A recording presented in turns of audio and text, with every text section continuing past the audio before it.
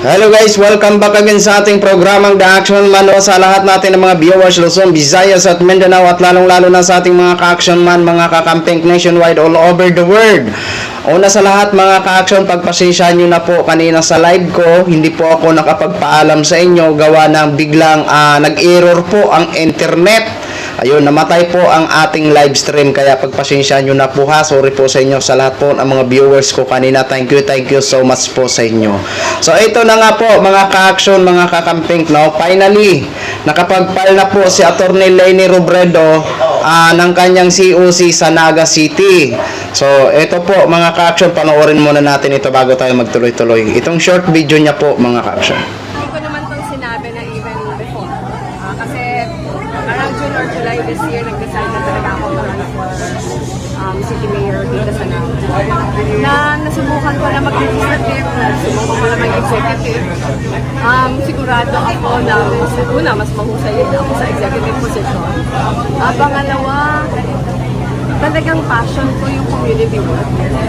Na ito yung buod ng pagiging mayor. Hindi ka lang manager ng city, pero yung community work talaga yun yung anchor ng trabaho. Sa Senado, iba yung skill sets na kailangan. Kaya yun sa akin talaga, sigurado ako, kasi naging congresswoman na din ako before. Sigurado ako na mas magiging mahusay ako, mas passionate ako executive work sa lugar ko. So yun na ho mga ka-action, no? Napanood na po natin at napakinggan na po natin. Ayan, courtesy pala sa ABS-CBN. Maraming salamat po. Ayan.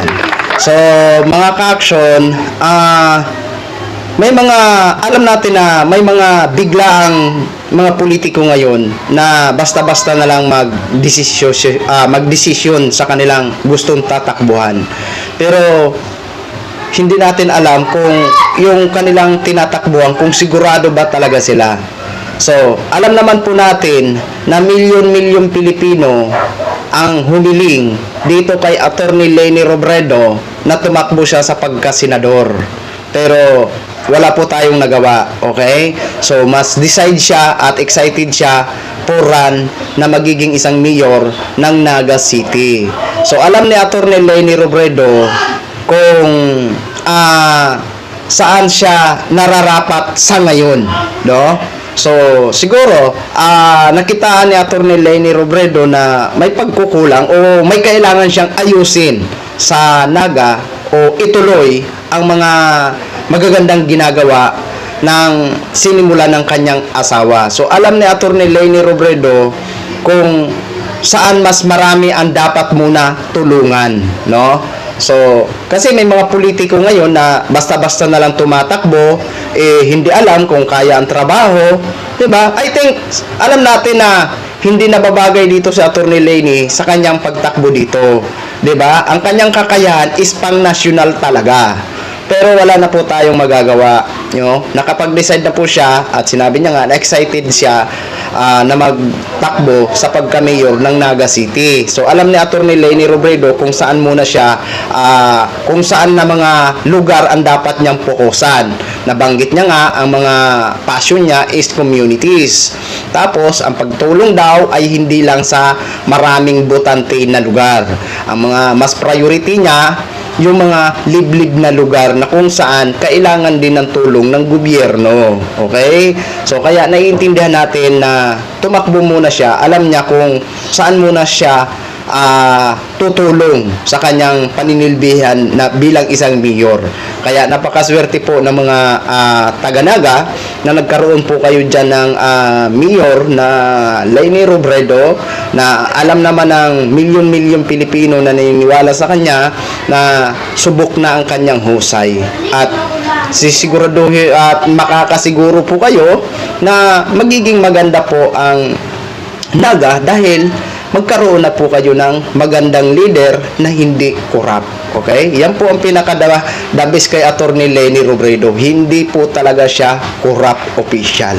At napatunayan po yan ng COA. Awarded po siya na hindi siya nag-corrupt noong siya ay nanungkulan ng 6 years dyan bilang isang Vice President ng Pilipinas. 'Di ba? At yan talaga ang pinagmamalaki natin at pinagsisigawan, di ba? So, alam natin na ulitin lang natin, dyan siguro, hindi na tayo mababahala kung mananalo ba siya o matatalo. Sigurado na po yan. Sure win na po yan dyan siya. Sureball na po yan. I think wala po yata siyang kalaban. Hindi natin alam ha, kasi wala pa man ang babalita. So, nag-file na nga siya, di ba? Pero wala pa tayong alam kung sino ang makakalaban. Siguro, wala ngang lumaban, no? Oh, kasi alam naman po natin na malakas siya at maraming nagmamahal sa naga. Okay? So, yun lang po mga ka-action. Update ko lang po kayo regarding dito sa galaw ni Attorney Leni Robredo sa kanyang pagtakbo bilang isang mayor ng Naga. Ayan. Muli, sorry po kanina sa live ko mga ka-action, mga kakamping, kung hindi man lang ako nakapagpasalamat sa inyo ha. Thank you so much po sa inyo. Namatay po talaga ang live natin dahil nag-error po ang internet ko. Okay? Ayan. Maraming salamat po sa ating mga viewers Luzon, Visayas at Mindanao all over the world. Ako po ang inyong lingkod, si Reaction Man. Have a good day, everyone. Beautiful.